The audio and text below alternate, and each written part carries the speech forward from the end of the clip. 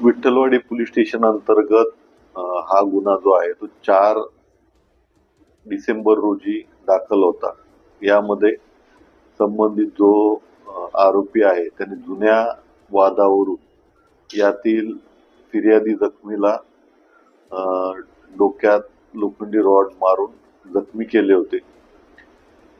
तेव्हापासून आपण संबंधित गुन्हेगाराचा शोध घेत होतो. यातील फिर्यादी जखमी जो आहे तो हॉस्पिटलला ऍडमिट असताना काल रोजी मयत झालेला आहे. त्यात आपण गुन्ह्यात बीएनएस अगोदर 109 सेक्शन होतं, आता 103 सेक्शनची वाढ केलेली आहे. काल गोपनीय बातमीदार आणि तांत्रिक विश्लेषणाच्या सहाय्याने आम्ही विठ्ठलवाडी रेल्वे स्टेशनवरून संबंधित जो गुन्हेगार आहे त्याला ताब्यात घेतलेला आहे.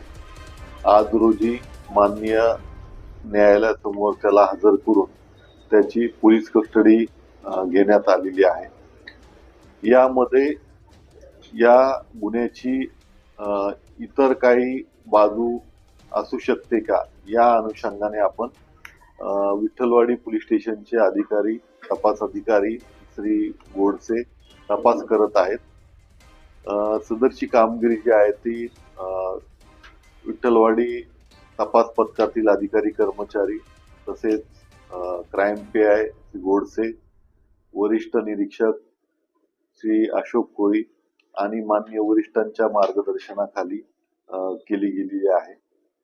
आणि यामध्ये तपासात ज्या काय बाबी निष्पन्न होतील त्या लवकरच आम्ही प्रस्तुत करत आहोत. आरोपीची काय गुन्हेगारी पार्श्वभूमी?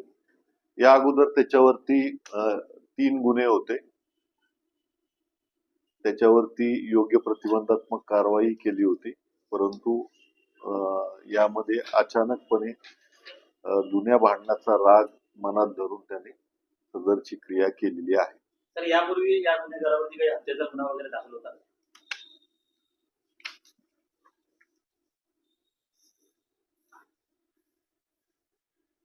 या अगोदर 2023 ला याच्यावरती 302 सेक्शन अंतर्गत गुन्हा दाखल होता आणि इतर जे आहेत ते 324 चे गुन्हे होते. तर या हत्येमागचं कारण समजू शकेल? आज रोजी त्याचं PCR घेतलेला आहे. प्राथमिक तपासात असंच निष्पन्न होत आहे की